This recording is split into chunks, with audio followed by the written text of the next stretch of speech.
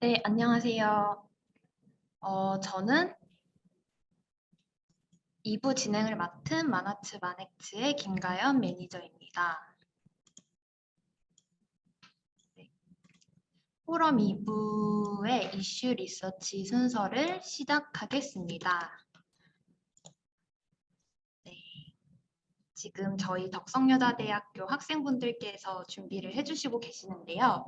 네, 1부에서는 이제 저희와 함께한 아티스트 분들께서 작품 기획 의도부터 작업 과정까지 이제 생생한 이야기를 들려주셨습니다. 사실 현장에서의 순간들이 정말 소중한데 초반에 영상으로 다시 만날 수 있어서 개인적으로는 설레는 시간이었습니다. 1부에서 이제 작가님들과 옥수, 한남, 그리고 이문 프로젝트를 되돌아보면서 팬데믹 이후의 광장, 또 온라인 공간에서의 참여 활동, 그리고 공동체라는 핵심 키워드들이 등장했는데요. 2부에서는 이 키워드를 중심으로 덕성여대 미술사학과 학생분들과 이제 이슈를 확장해보는 시간을 가지려 합니다. 덕성여자대학교 정수희 선생님의 자문으로 세 팀의 학생분들이 발표가 마련되어 있는데요. 첫 번째로 마나츠 마넥츠 옥수국가 프로젝트를 중심으로 팬데믹 시대의 광장의 의미 변화를 살펴보는 이정현, 지민주 학생의 발표를 들어보겠습니다.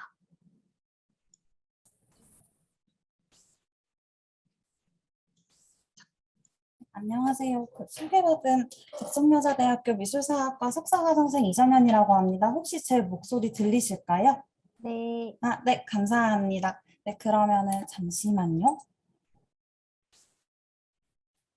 네, 아까 소개를 드렸지만 다시 소개 드리겠습니다. 네, 2부 첫 번째 발제를 맡은 덕성여자대학교 미술사학과에 재학 중인 이정현이라고 합니다. 시작에 앞서서 학생인 저희에게도 발표 기회를 주신 마나츠 마넥츠 관계자분들과 저희 정수희 교수님께도 감사의 말씀 드린다고 말씀드리고 싶었고요. 그러면 이제 저희 팀의 팬데믹 시대의 광장의 의미 변화, 마나츠 마넥츠 옥수국가 프로젝트를 중심으로 발제 시작하겠습니다.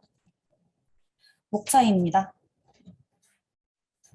광장은 많은 사람이 모일 수 있게 거리에 만들어 놓은 넓은 빈터 혹은 여러 사람이 뜻을 같이 하여 만나거나 모일 수 있는 자리를 비유적으로 이르는 말입니다.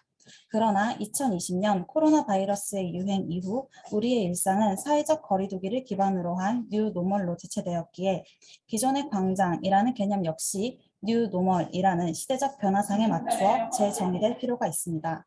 그러한 까닭에 저희 팀은 사회적 거리두기로 인해 중지된 도심 속 광장의 기능이 주거 공간 인근에 자리한 지역 커뮤니티로 정의되었다라는 가정 아래 공공영역과 공공미술이라는 두 가지 키워드를 바탕으로 하여 팬데믹 시대의 광장의 의미 변화를 옥수역 고가 하부라는 유휴 공간의 장소성 변화를 통해 탐색하고자 했습니다. 여기에서의 공공미술이란 수잔 레이시가 주장한 새로운 장르의 공공미술을 의미하는데요. 각각의 키워드에 관한 자세한 내용은 2장과 3장에서 다루도록 하겠습니다. 동호대교 북단에 위치한 옥수역 고가하부는 서울특별시의 고가도로 하부 공간 재생 프로젝트 1호에 해당합니다. 종래의 어둡고 음습한 공간으로 방치됐던 유휴 공간을 공공문화 공간으로 탈바꿈한 옥수역 고가하부 활용 사업은 2010년대 중반 시작된 서울시의 고가하부 공간 활용 사업의 시범 사업으로 계획되었습니다. 또한 옥수역 고가하부 활용 사업은 성공적이라는 평가를 받으며 고가 하부 공간 활용 사업을 연속 사업으로 추진하기 위한 기반이 되었습니다. 옥수역 고가 하부의 장소성은 1985년 동호대교의 개통과 2018년 옥수역 고가 하부 공간 활용 시범 사업 개관, 그리고 코로나 바이러스가 유행한 2020년을 분기점으로 하여 세 시기로 구분할 수 있습니다. 편의상 각각의 시기를 A, B, C 시기로 지칭하겠습니다. 그리고 그중 옥수고가 하부의 장소성과 관련하여 주목되는 시기는 B와 C 시기입니다. A 시기의 옥수역 고가 하부는 방치된 공간으로 소음 문제를 비롯한 생활 민원이 발생하는 장소였습니다. 그러나 옥수역 고가 하부 공간 활용 시범 사업이 개관한 B 시기, 다시 말해 다락옥수가 준공되고 옥수역 고가 아래 공공예술을 시작으로 한 마나츠 마네츠의 일련의 옥수고가 프로젝트가 시작된 이후 옥수역 고가 하부는 잊혀진 공간에서 지역 커뮤니티 거점으로 장소성이 변화했습니다.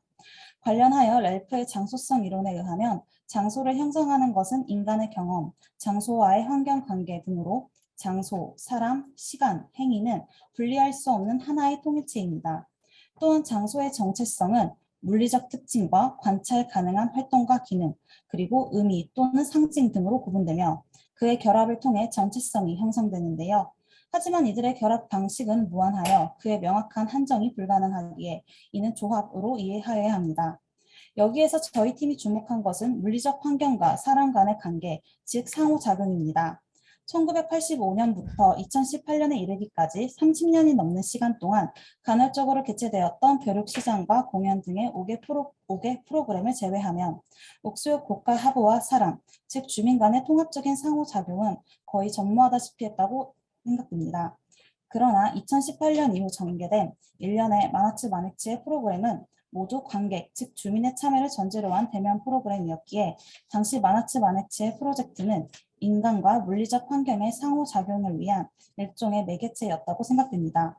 또한 이와 같은 상호작용은 옥수역 고가 하부 공간 활용 시범 사업이 지역 커뮤니티 거점을 조성했다는 긍정적인 평가를 받는 것에도 큰 영향을 미쳤다고 생각됩니다. 이렇듯 B시기 옥수역 고가 하부의 장소성을 지역 커뮤니티로 특징 짓는다면 C시기 옥수역 고가 하부의 장소성은 광장으로 볼 수 있습니다. 옥수역 고가 하부라는 유휴 공간 내에서 마나츠 마네츠의 옥수 고가 프로젝트를 통해 주민과 물리적 환경 간의 상호작용이 이루어진다는 점에서 B와 C시기는 동일한 양상을 보입니다. 그러나 코로나 바이러스의 창궐, 즉 팬데믹이라는 시대적 상황으로 인해 양자의 장소성은 차이를 가지게 됩니다. 이와 관련하여 광장은 물리적 장소 혹은 공간을 의미하는 개념이 아니기에 이는 공공공간이 아닌 공공영역에 해당합니다. 공공영역은 서로 다른 사회적 그룹 사이에서 교환적 행위가 가능할 뿐만 아니라 이것이 실제로 발생하는 장소를 의미합니다. 여기에서의 교환적 행위란 자유로운 의사소통과 더불어 다양한 문화적 행위가 가능한 교류의 장을 의미하는데요. 이와 같은 공공영역으로서 광장의 기능은 정치적 기능, 일반적 기능, 학습적 기능이라는 세 가지 기능으로 구분됩니다. 하지만 오늘날 일반적 의미에서의 광장은 코로나 바이러스의 확산 방지를 위한 사회적 거리두기 등으로 말미암아 광장으로서의 기능이 중지된 상태입니다. 또한 2020년 이후 재택 업무와 사회적 거리두기가 일상화됨에 따라 공간에 대한 대중의 인식에서 변화가 발생했는데요. 코로나 이전의 상황과 달리 집이 사무, 학업, 여가 등의 다기능의 공간으로 변화됨에 따라 외부 휴식 공간에 대한 중요도가 높아졌고 거주지와 밀접한 생활권 내에서의 편의시설 확보가 요청되고 있습니다. 이처럼 팬데믹으로 인해 광화문 광장, 서울광장, 청계광장 등 종래의 광장이 본래의 기능을 다하지 못하고 오히려 생활권의 편의시설이 강조되는 현 시점에서 광장이라는 장소의 기능, 다시 말해 그의 장소성에 밀접한 것은 종래의 광장이 아닌 옥수역 고가 하부와 같은 지역 커뮤니티 거점입니다. 앞서 보여드린 표는 일반 광장에 대한 기능을 구분한 것이기에 이를 옥수역 고가 하부에 직접 적용하는 것에는 무리가 있겠으나 적어도 일반적 기능, 즉 놀이와 같이 시민 간의 상호작용을 목적으로 하는 행위는 옥수역 고가 하부에서 뉴플레이, 뉴커넥션, 뉴노멀 등을 통해 수행된 바 있습니다. 또한 해당 프로젝트는 참여자가 옥수역 고가 하부 인근의 소리를 채집하는 활동을 통해 고가 하부의 지리적, 환경적 맥락을 인지하게 되었다라는 점에서 학습적 기능의 양상 역시 확인할 수 있습니다. 그러한 까닭에 광장의 기능이 중단된 현 시점에서 사람과 물리적 환경의 상호작용에 기반한 광장의 장소성에 근접한 것은 기존의 광장이 아닌 옥수역 고가 하부라는 유휴 공간이며 B시기 로컬 커뮤니티의 거점이었던 옥수역 고가 하부는 C시기 이후 옥수 광장으로서 장소성을 갖게 되었습니다. 다음 장에서는 오프라인 활동이 단절된 현재 상황에서 사람과 물리적 환경을 이어주는 상호작용의 요소로 기능하며 옥수역 고가 하부를 광장으로 변화시킨 마나츠 마네츠의 옥수 고가 프로젝트 사업 작업을 살펴보겠습니다. 2018년에 시작된 마나츠 마네츠의 옥수 고가 프로젝트는 공통적으로 작가와 관람자 간의 폭넓은 커뮤니케이션의 장을 제공을 목표로 합니다. 이는 수잔 레이시가 주장했던 새로운 장르의 공공미술과 닮아 있는데요. 수잔 레이시는 새로운 장르의 공공미술을 전통적 또는 비전통적 매체를 사용하여 보다 광범위하고 다양한 관객과 함께 그들의 삶과 직접 관련된 이슈들에 관해 의견을 나누고 상호작용하는 시각예술로 정의한 바 있습니다. 이처럼 새로운 장르의 공공미술이란 결과가 아닌 과정을 중시하며 주민 참여를 필수적인 요소로 배치함으로써 미술을 통한 시민 간의 커뮤니케이션 확대와 시민 문화 공동체를 형성하고자 하는 공공미술의 한 유형입니다. 이와 같은 새로운 장르의 공공미술의 한 사례로서 저희 팀이 주목하는 마나츠 마넥츠의 옥수국가 프로젝트는 2019년에 진행되었던 섬섬옥수 라이브와 2021년에 진행되었던 다리미 신기루 워크숍입니다. 섬섬옥수 라이브와 다리미 신기루의 참가자는 옥수국가 하부 주변에 소리를 채집한다라는 점에서 동일한 양상을 보입니다. 그러나 다리미 신기루의 경우 참가자가 소리 채집만이 아니라 안무를 통해 적극적으로 움직임을 만든다라는 점에서 섬섬옥수 라이브와의 차이점을 찾을 수 있습니다. 또한 다리미 신기루는 사회적 거리두기의 사회에서 새로운 놀이의 가능성을 예술 프로젝트로 제안한 마나츠 마네츠의 뉴플레이, 뉴커넥션, 뉴노멀의 옥수곡가 프로젝트에 해당합니다. 그러한 까닭에 다리미 신기루 작업 전반에서 사회적 거리두기라는 시대 정신을 찾을 수 있었는데요. 다리미 신기루는 작가, 참가자, 관계자 등이 동시적으로 하나의 공간 속에 이때 마스크를 착용하고 클럽하우스라는 어플을 이용하여 사회적 거리두기를 준수하는 동시에 대면 소통을 진행했습니다. 앞서 말씀드렸듯 사회적 거리두기가 시대 정신이 된 오늘날 다리미 신기루의 워크숍 방식은 어떻게 보면 당연한 일입니다. 하지만 팬데믹 이후 우리의 일상은 비대면이 기준이 되었다는 것을 감안한다면 다리미 신기루는 팬데믹 시대의 공공미술의 한 방향을 제시한 것으로 볼 수 있습니다. 또한 이처럼 다리미 신기루는 작가와 참여자 간의 커뮤니케이션만이 아니라 소리 채집과 안무 만들기 등의 활동을 통해 옥수역 곡과 하부라는 물리적 공간까지 환기함으로써 참여자는 다리미 신기루 활동을 통한 옥수역 곡과 하부에서의 행위를 통해 광장의 기능 중 일반적 기능과 학습적 기능을 경험하게 되었고, 이를 통해 곡과 하부는 팬데믹 시대에 중지된 광장을 대신하여 대안적인 광장으로서 기능할 수 있게 되는 것입니다. 그러나 팬데믹 시대 공공미술의 작업에 제시되는 모든 공간의 장소성이 곧바로 광장으로 전환되는 것은 아닙니다. 왕십리 광장 북측에 설치된 정영훈 작가의 성동하루는 코로나 바이러스로 침체된 미술계와 지친 시민들에게 새로운 활력을 불어넣고자 서울시와 문체부에서 주관한 공공미술 프로젝트 서울 25부작의 선정 작품입니다.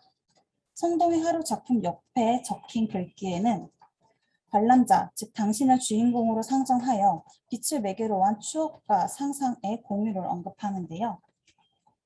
실제로 서울 25부작 홈페이지에도 성동의 하루는 빛을 키워드로 하여 이를 정지된 빛과 움직이는 빛으로 구분한 후 빛은 도시의 하루를 지켜보았고 빛이 본 도시의 하루를 하루의 끝자락에서 이를 다시 토해낸다라고 표현하며 이를 비선형적인 맥락에서 관람자와의 소통을 제시했습니다.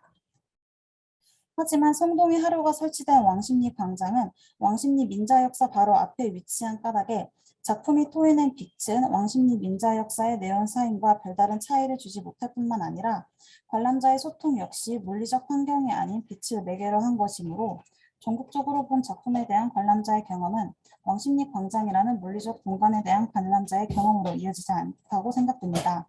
그렇기 때문에 옥수 광장과 왕십리 광장 중 광장이라는 장소성과 그의 기능에 가까운 것은 전자, 즉 옥수 광장이라고 생각됩니다.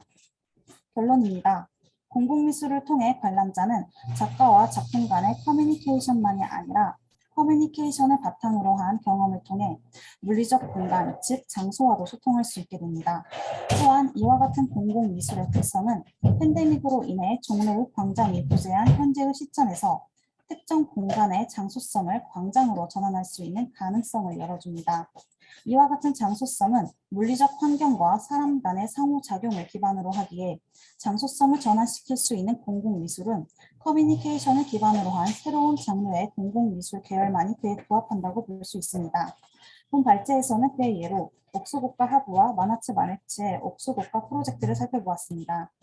그러나 현재 진행형의 팬데믹과 더불어 오미크론 등 변이 바이러스의 등장으로 인해 미래에 대한 예측 불가능성이 날이 갈수록 커지고 있으므로 팬데믹이라는 시점 속에서 진행된 저희 팀의 발제에는 분명한 한계가 존재합니다. 그러한 까닭에 향후 팬데믹 종료 이후 팬데믹 시대 광장과 공공미술의 관계에 관하여 국내외 유휴 공간의 장소성 탐구를 기반으로 한 보다 심도 있는 연구가 이루어진다면 유휴 공간의 새로운 가능성을 찾을 수 있을 것이라고 생각됩니다. 이상으로 발제를 마치겠습니다. 감사합니다.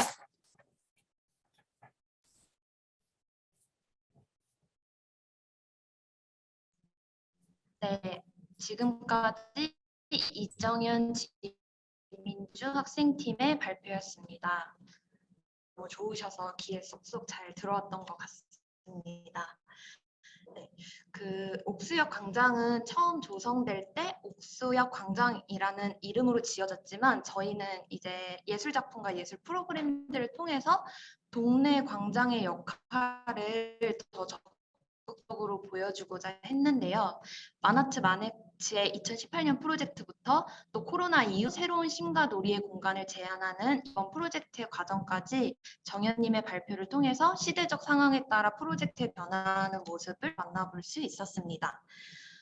저희가 프로젝트를 진행하면서 매번 옥수역 광장 방문자를 대상으로 설문조사를 진행을 했는데요. 이제 코로나 이전에는 방치되어 온 광장에 대한 인식 변화를 확인할 수 있었다면 코로나 이후 이번 프로젝트에서는 오히려 광장의 잠재력을 주민분들께서 직접 깨닫고 관심을 갖는 계기가 됐던 것 같습니다.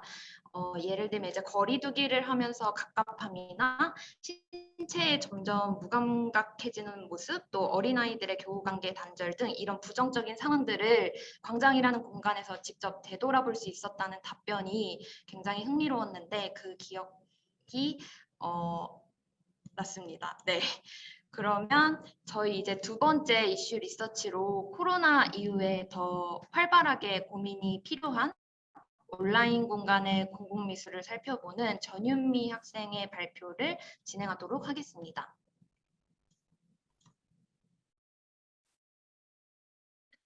안녕하세요. 덕성여자대학교 미술사학과 전윤미입니다. 저는 퍼블릭 아트를 예술이 아닌 미술 개념에 한정해서 온라인 공간의 공공미술을 주제로 발표하겠습니다.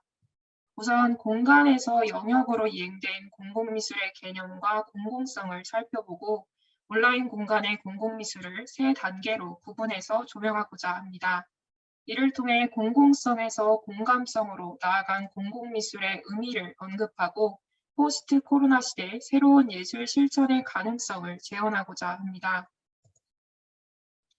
공공미술의 개념은 건축 속의 미술, 공공장소 속의 미술, 도시계획 속의 미술, 새로운 장르의 공공미술로 변화되었습니다.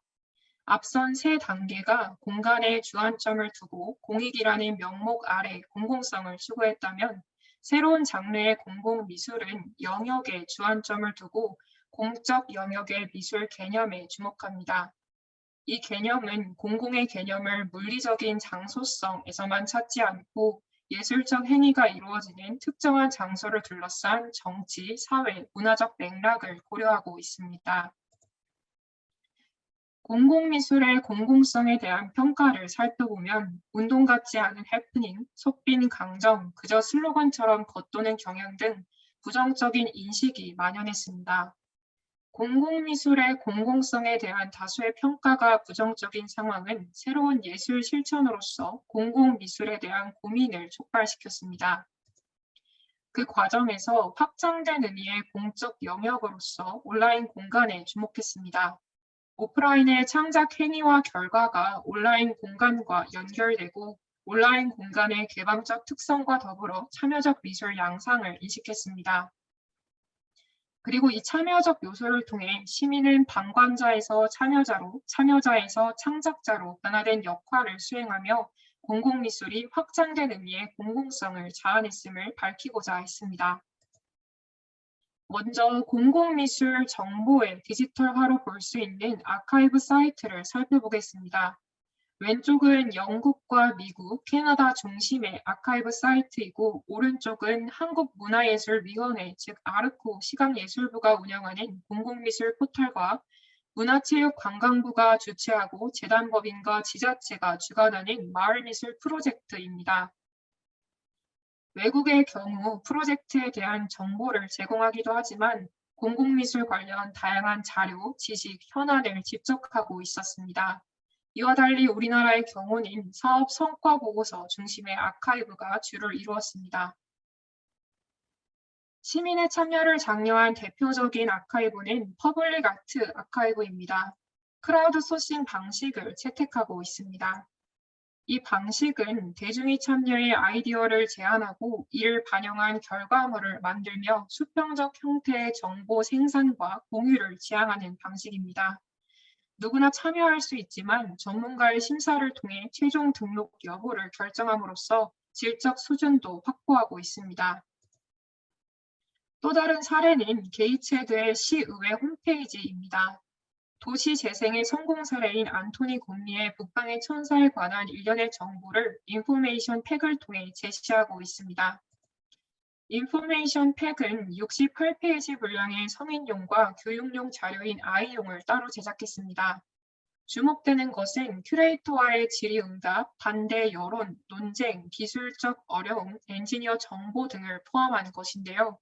사업 성과 보고서에서 조명되기 어려운 부정적인 양상도 투명하게 공개하고 있습니다. 또한 교육용 자료는 지역사회의 학교와 아이가 곰리의 북방의 천사를 간접적으로 체험하고 게이츠헤드의 미래 비전을 구상하도록 돕습니다. 이 과정에서 온라인 공간인 과거의 기억과 미래 세대를 위한 논의가 공존하는 소통의 공간으로 변모하게 됩니다. 온 오프라인 공간이 통합된 대표적인 공공미술은 런던시가 주관하는 네 번째 좌대 프로그램이 있습니다. 해전 승리를 기념하기 위해 조성된 트라팔가 광장의 네 번째 좌대에는 주기적으로 교체되는 현대미술 작품이 있습니다. 전 세계 예술가를 대상으로 공개 지원을 받고 전문가 패널과 런던 시민의 투표로 결정되는 열린 작품 선정 방식이 특징입니다. 또한 매년 학생 공모전을 통해 공공미술에 대한 이해를 도모하고 수상작은 런던 시청에서 전시되는 기회를 제공합니다. 추진위원회가 학교와 협업하는 과정에서 교사용 학습 자료와 아이용 자료를 제공하고 배포하는 등 시민의 참여를 장려합니다. 네 번째 좌대에서 온 오프라인의 효과적 활용과 시민의 참여가 가장 두드러졌던 프로젝트는 2009년 안토니 곰리의 원 앤 아더입니다. 곰리는 공개적으로 모집한 2,400명의 시민에게 좌대를 내주며 시민은 100일에 걸쳐 1시간 동안 원하는 행위를 좌대에서 할 수 있었습니다. 정보를 축적한 아카이빙 사이트뿐만 아니라 당시 방송을 통해 실시간 상황을 송출하는 등 온 오프라인의 공간을 통합하며 참여적 성격을 강화했습니다. 특히 롭 맥마흔 씨는 15주차 월요일 오후 1시에 좌대에 올랐습니다. 스쿠버 다이버인 자신의 직업과 연계해서 상어와 해양 생물을 보호하기 위한 연설 퍼포먼스를 진행했습니다. 라이브로 지켜보던 시민들은 상어 보호에 동의하는 여러 코멘트를 남기며 활발하게 소통했습니다. 또한 캠페인 사이트인 바이트백을 소개하며 상어 보호에 관심 있는 시민들의 또 다른 행동을 불러일으켰습니다. 공공미술인 원 앤 아더는 100명의 좌대, 100개의 좌대를 통해 환경, 인종, 종교, 정치 등 다양한 사회 문제에 대한 고민까지 촉발시켰습니다.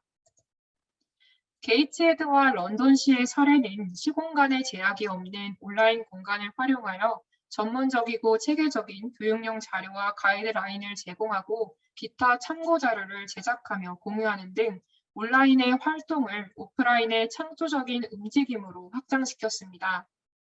네 번째 자대와 원 앤 아더가 오마주된 마나츠 마네츠의 호이스 넥스트와 원더 테이블은 온 오프라인의 공공미술이 오프라인으로 재확장된 대표 사례로 볼 수 있습니다. UP 프로젝트는 온 오프라인의 공공미술 양태를 지켜보며 공공미술의 미래가 온라인인가라는 행사를 진행했습니다. 코로나를 겪으며 1년간 스크린을 통해 세상과 소통하는 과정에서 공공미술이 물리적 세계가 아닌 디지털 환경을 통해 주로 체험되는 시대임을 인지하고 확장된 인터넷 공간이 공적 영역을 추월했는가라는 의문을 제기했습니다. 행사는 온라인 공간에 한정해서만 문제의식을 제기한 것이 아니라 블록체인, NFT, 지속 가능한 발전 등 디지털 환경 전반에 대한 고민에서 출발했습니다. 또한 이 행사는 UP 프로젝트의 디지털 참여 공간인 더 홀을 통해 진행되었는데요. 지금 사용하고 있는 줌이나 여타의 회의 프로그램과 특별히 다른 지점은 느끼지 못했습니다. 다만 수어 통역을 제공하면서 참여자의 폭을 넓힌 점과 공공미술 지원이 확장된 형태의 공적 영역을 기반으로 할 수 있는가에 대한 논의를 펼친 점에서 의의를 가집니다. 이러한 맥락에서 저는 공적 영역의 미술, 즉 온라인 기반 참여적 공공미술 사례를 조명하고자 합니다. 아래 세 가지 사례는 미술의 디지털 콘텐츠화로 볼 것인가 혹은 공적 영역의 미술로 볼 것인가 하는 시각의 차이가 생깁니다. 저는 공간에 주안점을 두고 공익이라는 명목 아래 공공성을 추구했던 이전의 공공미술이 아니라 확장된 의미의 공적 영역으로서 온라인 공간에 주목해서 아래의 사례들도 참여적 공공미술로 규정할 수 있다고 판단했습니다. 먼저 참여적 성격이 두드러진 올라퍼 엘리어슨의 We Used To입니다. 코로나19가 변화시킨 일상에 대한 참여자의 생각을 시각적으로 아름답게 구현하고 있습니다. 사람들과의 만남을 좋아하곤 했지만 코로나 이후 온라인 미팅을 좋아한다는 다른 사람의 생각을 보며 공감하고 애드 버튼을 통해 누구나 창작자가 될 수 있습니다. 저도 참여를 했는데요. 이 단어를 선택하고 일부 내용은 타이핑해서 문장을 완성한 뒤에 닉네임과 지역을 설정해서 발행할 수 있습니다. 또한 자신이 생성한 텍스트를 SNS와 연동해서 바로 업로드하거나 링크를 생성하며 타인과 공유할 수도 있습니다. We Used To는 공감을 바탕으로 참여를 이끌어낸 대표적인 사례로 볼 수 있습니다. 다음으로 살펴볼 사례는 구글 Art and Culture Games입니다. 전 세계의 작품을 퍼즐 맞추기, 컬러링북 색칠하기, 제작 시기 추론하기 등의 게임을 통해 놀이를 통한 배움이 가능하도록 돕습니다. 화이트 큐브의 작품뿐만 아니라 벽화나 대형 조형물 등 오래된 공공미술 범주의 다양한 작품을 게임으로 체험할 수 있는 사이트입니다. 지금까지 온라인 공간의 공공미술을 세 단계로 구분해서 살펴보았습니다. 이전의 공공미술이 공간에 주안점을 두고 공익을 추구하며 공공성을 확보했다면 온라인 공간의 공공미술, 이전의 새로운 장르의 공공미술은 오프라인 참여 기반으로 공공성을 확보했습니다. 주로 지역 공동체와 공공미술, 지역성과 공공성의 관계 등의 맥락에서 조명되었습니다. 오늘 발표는 오프라인 참여 기반으로 공공성을 확보했던 최근의 공공미술이 온라인 공간에서는 더욱 적극적인 참여적 요소와 참가자층의 확대를 통해 공감성을 자아내며 확장된 의미의 공공성을 가지게 됨을 밝혔습니다. 그리고 그 과정에서 공공미술의 장소는 공간이 아닌 영역으로, 미술은 창작이 아닌 기획으로, 시민은 방관자에서 참여자로, 그리고 더 나아간 창작자로 변화된 측면을 강조하고자 했습니다. 온라인 공간은 공공미술에 관한 복합적인 맥락의 정보와 지식의 이용자가 효율적으로 접근하는 거점으로서 기능했습니다. 온라인 공간은 개방성과 개별성이라는 양면성과 신속성, 특정 정보에 대한 반응, 새로운 형태의 지식 생산, 의견 교환 촉진 등을 특징으로 가졌습니다. 앞으로는 정보의 디지털화가 아니라 온라인 공간 속 공공미술을 디지털화하는 방식에서 상호 교류를 지향하는 참여적 특성을 통해 새로운 창조성을 자아내는가가 공공성을 확보하는 핵심이 될 것이라고 생각합니다. 또한 온라인 데이터베이스는 이용자의 참여를 유도하면서 오프라인과 온라인을 넘나드는 또 다른 형태의 지식과 프로젝트를 재생산하는 통로가 되기도 했습니다. 정보의 디지털화 방식에서 시민 참여와 상호 소통을 지향하는 온 오프라인 공간의 공공미술, 그리고 온라인 기반 참여적 공공미술로 이행됨에 따라 공공미술은 공공성을 강화했습니다. 음소거 부탁드립니다. 공공성을 강화한다는 의미는 적극적인 공유의 의미를 지니고 새로운 가치를 창출하는 것이라고 생각합니다. 이 온라인 공간의 공공미술은 공공성에서 공감을 자아내는 성질, 즉 공감성으로 이행되며 포스트 코로나 시대이자 오텐트 시대 새로운 예술 실천이 될 것이라고 생각합니다. 포럼 발표를 준비하면서 만학즈 선생님들의 다양한 인사이트와 정수희 교수님의 조언이 정말 많은 도움이 되었습니다. 감사의 인사를 드리며 이상 발표를 마치겠습니다. 감사합니다.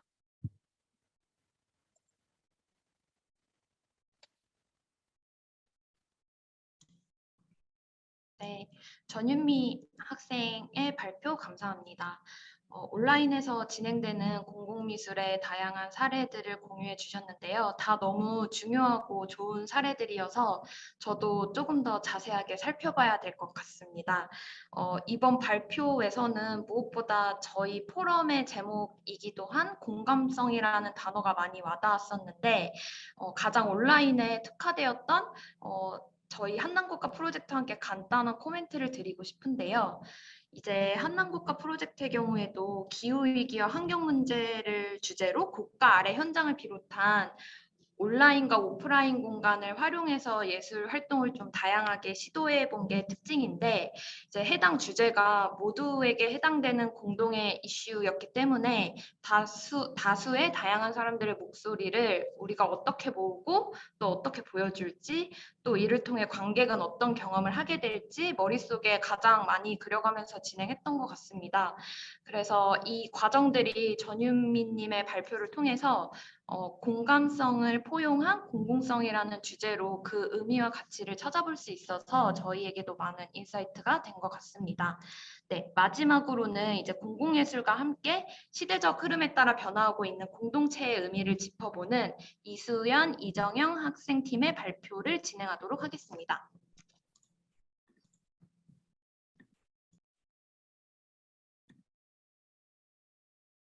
혹시 화면이 공유됐나요? 네. 네, 공유되었습니다.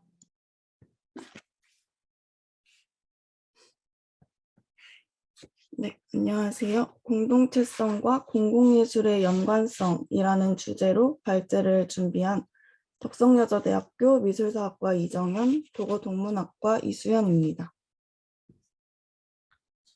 저희는 다리 및 신기루 워크숍에 대한 문제를 제기하며 시작하고자 합니다. 공공예술과 공동체성을 공동체를 위한 공공예술, 그리고 공공예술을 위한 공동체로 나눠 사례들을 통해 비교해 보고자 합니다. 이에 따라 새로운 예술적 공동체 형성의 가능성을 확인하며 발제를 마무리하고자 합니다. 만학즈 포럼을 준비하며 9월 25일 옥수역에서 진행된 다리 및 신기루 움직임 워크숍에 참여하였습니다. 워크숍을 체험하며 문제를 제기하고 싶었던 부분은 지역 주민들이 워크숍에서 배제되었다는 것이었습니다. 워크숍은 사전 신청을 한 사람들로 구성되어 진행되었고 사운드와 움직임에 관심이 있는 사람들이 워크숍에 모이게 되었습니다. 워크숍이 시작하기 전 광장을 이용하던 주민들은 프로젝트가 시작되자 눈치를 보더니 자리를 떠났습니다. 참가자들이 프로젝트에 몰입해 있을 때 광장을 가로질러 지나가려던 사람들은 주춤하는 모습을 보였고 광장 한켠에 자리를 잡았다가 낯선 분위기에 도로 일어나는 사람들도 있었습니다. 저는 이러한 모습들을 보며 일상에서는 주민들이 옥수광장을 점유하지만 공공예술이 그 공간에서 진행되면 예술가 그리고 참여자가 지역 주민을 배제하고 공간을 점유하고 있는지에 대해 생각하게 되었습니다. 해당 워크숍을 통해 공동체를 강조하는 공공예술에서 왜 지역 주민을 배제하는 것인가 하는 의문이 생기게 되었습니다. 하지만 동시에 왜 우리는 지역을 기반한 개인들만을 공동체로 정의하고 있는지에 대한 의문 또한 들었습니다. 그렇다면 과연 공공예술에서 공동체는 무엇인가? 대해서 발제를 시작하고자 합니다. 뉴장르 공공미술이 도입된 후 공동체 참여적 공공예술을 통해 미술과 일상의 분리를 극복하고 삶과 예술을 통합하고자 하는 시도들이 일어났습니다. 수잔 레이시에 따르면 뉴장르 공공미술은 개인의 경험 표출에서 벗어나 공동체 의식을 강조하는 공공미술입니다. 예술가는 사회적 이슈를 분석하고 비판적 시각을 관람자에게 제시하며 공동체를 행동주의적 참여자로 만듭니다. 뉴장르 공공미술에서 예술가는 공공미술의 과정이 사회 참여적 실천이 되도록 합니다. 즉, 관객과 예술가 사이 상호작용을 통해 미술과 일상의 분리를 극복하여 삶과 예술을 통합하고자 하는 공공미술이 뉴장르 공공미술입니다.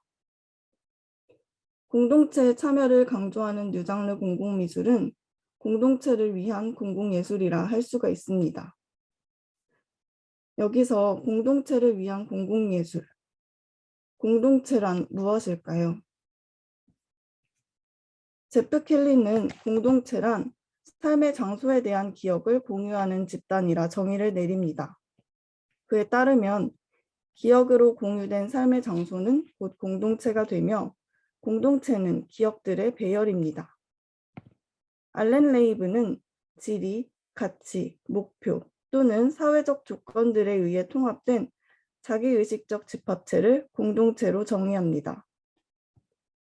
공동체는 각 개인을 표현하고 전체 속에서 유사한 패턴을 발견한다는 속성을 가집니다. 이러한 속성을 가진 공동체는 개인을 결속할 뿐만 아니라 동시에 힘이 있고 추진력이 있으며 협력적인 집단성을 고취하기도 합니다. 즉, 기존의 공동체는 소속감과 일체감을 통해 형성이 되며 공동체 의식은 개인을 결속시키는 힘을 가지고 있습니다. 또한 이러한 공동체는 지속성이 중시된다는 특징이 있습니다.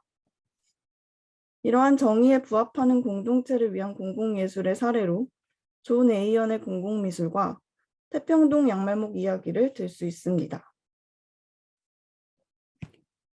첫 번째는 존 에이언의 공공미술 사례입니다. 존 에이언이 작업을 한 사우스 브롱크스는 2차 세계대전 이후 노동자 계층의 흑인, 히스패닉 등 소수 인종이 주로 거주하는 곳이었고 이후 뉴욕의 빈곤, 범죄, 마약의 온상이 됩니다. 존 에이언은 이러한 사우스 브롱크스의 주민들의 모습을 조각으로 제작하였습니다. 그는 주민들의 모습을 스튜디오 밖 거리에서 캐스팅하였는데요. 이 과정에서 종종 시민들의 의견을 받기도 하였습니다. 1981년에서 85년까지 브롱크스의 연립주택 외벽에 그가 제작한 주민들의 삶의 모습을 담은 조각들이 설치되었습니다. 에이언은 시민과의 상호작용을 통해 공동체를 위한 공공미술을 진행했습니다. 에이언은 이러한 작업을 통해 조각들이 전시되고 소속될 지역의 사회적 삶과 조각 사이의 단절보다는 연속성을 상정하여 장소의 진정성을 포착하고자 했습니다. 두 번째 사례는 2021 태평동 양말목 이야기입니다. 태평동에는 양말 공장이 많이 위치해 있습니다. 태평 공공예술 청작소의 주관으로 2020년부터 양말목 오브젝트 주민 참여형 프로그램인 태평동 양말목 이야기가 진행되었습니다. 태평동 주민 300여 명은 양말 제조 시 버려지는 양말의 짜투리를 활용하여 친환경적인 작품을 제작하였고 이 작품은 드림캐쳐의 형상으로 태평 공공예술 창작소 옆 공원에 전시되었습니다. 태평동 양말목 이야기는 장소를 공유하며 형성된 공동체 의식을 통해 환경적인 이슈를 분석하고 시민들을 직접 공공예술 속에 참여시키는 뉴장르 공공미술의 사례를 보여줍니다. 태평 공공예술 창작소는 주민들을 행동주의적 참여자로 이끌며 공동체 참여적 공공예술을 진행했음을 알 수 있습니다. 두 사례는 모두 공동체가 지역을 기반으로 형성되었다는 공통점을 갖습니다.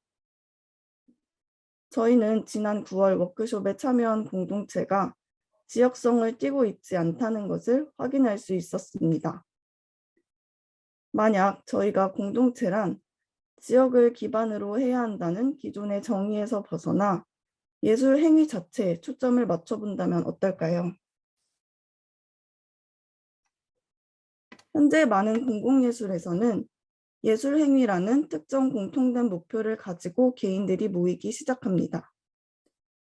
이러한 개인들은 일시적이지만 공동체로서의 성질을 갖게 됩니다. 다니엘 마르티네즈의 프로젝트에서 이러한 성격의 공동체를 확인할 수 있습니다. 마르티네즈는 그의 프로젝트를 위해 새로운 공동체 집단을 만듭니다.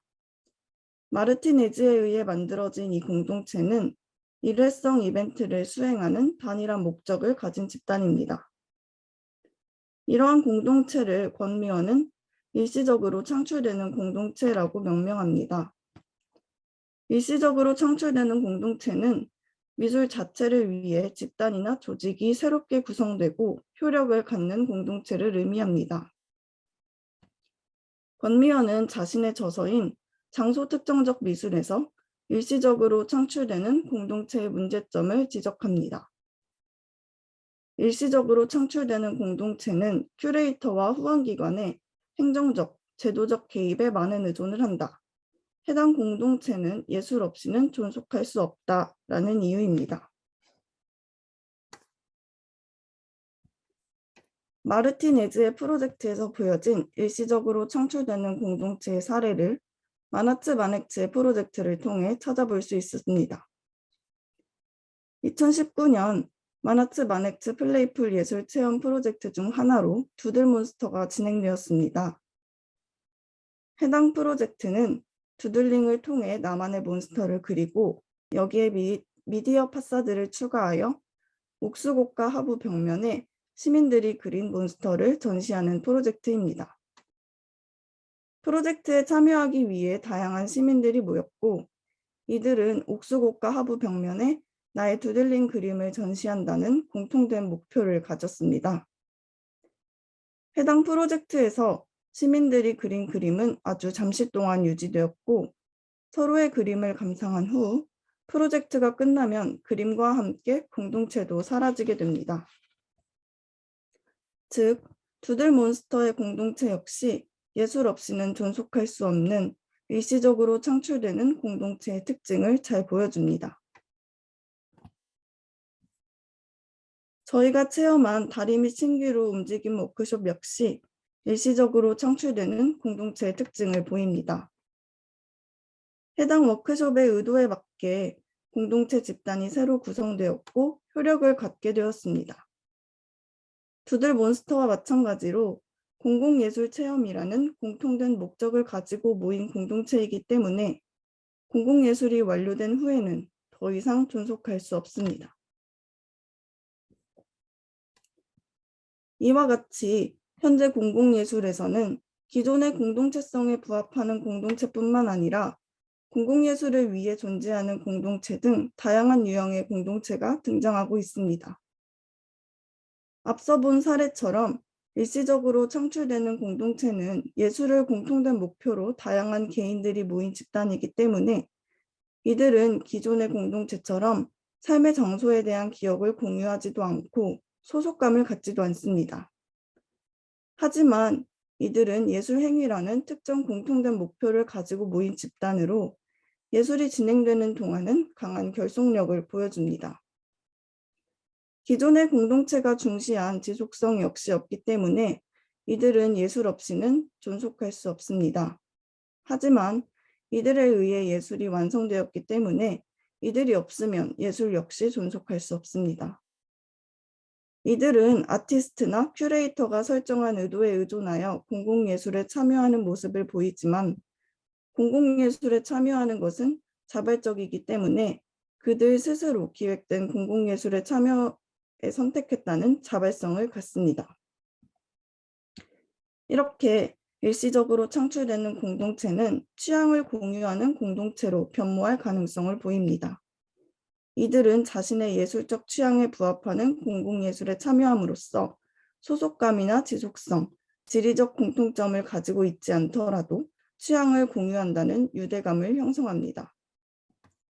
예술을 매개로 한 새로운 공동체는 예술 참여에 대한 개인의 자발성을 강조하고 이들에 의해 공공예술이 완성되었다는 의의가 있습니다.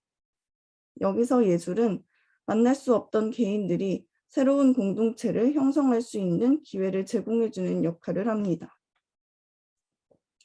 발제를 시작하며 우리는 왜 지역을 기반으로 한 개인들을 공동체로 정의하고 있는가에 대해 질문을 던졌습니다. 뉴장르 공공미술은 관객과 예술가 사이의 상호작용을 강조하며 포스트 모더니즘 시대 이후 지속 가능성을 중시했습니다. 이러한 뉴장르 공공미술의 지침 하에 공동체는 지속성, 소속감, 일체감이 중시되었습니다. 제프 켈리는 사이트란 삶의 장소를 물리적으로 구성하는 속성이고 삶의 장소는 사이트의 실천적이고 역사적 차원으로 사이트를 채우고 작동하게 하는 기억과 같은 인간적인 내용의 저장소라 주장합니다. 즉, 지역을 공유하는 개인들은 삶의 장소를 공유하며 개인적 가치나 공동의 가치들이 존재하고 이러한 가치들이 공동체를 이루는 속성이 됩니다. 우리는 기억으로 유지된 삶의 장소가 곧 공동체가 된다 여기기 때문에 지역을 기반한 개인들을 주로 공동체로 정의하게 됩니다. 하지만 이러한 공동체만이 동시대 공공예술에서는 적합하다고 여겨지지 않기 때문에 지역 주민을 배제하는 현상이 나타나게 됩니다. 현재 공공예술은 다양한 개인들이 공동체를 형성하게 하여 공공예술에 참여하도록 이끌고 있습니다. 예술을 기반으로 하는 다양한 공동체가 형성되며 때로는 이 과정에서 지역 주민의 참여가 저조하여 지역 주민이 배제되는 경우가 생길 수 있습니다. 하지만 지역성을 기반으로 형성된 공동체가 진정한 의미에서 공동체라는 견해에 벗어난다면 예술을 위한 공동체의 다양화를 촉진할 수 있지 않을까 생각해 봅니다. 그래서 결국 공공예술에서 공동체란 무엇일까요? 공공미술은 뉴장르 공공미술이 도입된 후 공동체를 강조하기 시작했습니다. 하지만 최근의 공공예술은 새로운 유형의 공동체를 제안하고 있고 이들을 위한 공공예술 역시 활발하게 진행이 되고 있습니다. 이렇게 공공예술에서 공동체의 다양성을 열어두는 것이 동시대 공공예술이 추구하고 있는 점은 아닐까 생각합니다. 발제를 마무리하며 우리가 공공예술에서만큼이라도 유연한 공동체가 형성할 수 있음을 인정한다면 다양한 가치들로 형성되는 공공예술을 더 자유롭게 누릴 수 있지 않을까요? 예술에서 공동체에 대해 제안하고 한계를 정하기보다 많은 가능성을 열어두면 어떨까 제안하고 싶습니다. 이상 발표를 맡은 이수연이었습니다. 경청해 주신 분들에게 감사하고 이런 기회를 주신 정수희 교수님과 만화츠 마넥츠 측 관계자분들에게도 감사합니다. 네, 이수연, 이정현 학생팀의 발표 잘 들었습니다. 공동체가 형성되는 다양한 양상을 만화츠 마네츠가 그동안 진행해온 활동들과 함께 잘 비교해 주셔서 더 이해가 잘 되었는데요. 빠르게 말씀을 드리면 이제 사실 저도 공공예술 프로젝트를 진행하면서 꼭 공동체를 만들어야 되고 그렇지 않으면 우리가 전달하고자 하는 의미가 부족한 것처럼 생각을 하고 있었고 그만큼 공동체라는 키워드에 어렵게 다가갔던 것 같습니다. 그런데 이제 이번 프로젝트를 진행하면서 주민분들과 예술가 또 주민분들끼리의 만남이 꼭 지속돼야 한다기보다는 짧았지만 순간적이었지만 이 활동이 좀 좋은 사례가 돼서 다양한 방식으로 영향을 미칠 수 있기를 바라는 마음이 컸던 것 같습니다. 이번 학생팀의 발표를 통해서 만화츠 마넥츠가 앞으로 보여줄 활동들에서 공동체와 관련해서 어떤 부분에서의 의미를 도출해낼 수 있을지 생각해 볼 수 있었던 것 같습니다. 네, 시간이 조금 초과돼서 바로 3부 라운드 테이블 순서로 넘어가도록 하겠습니다.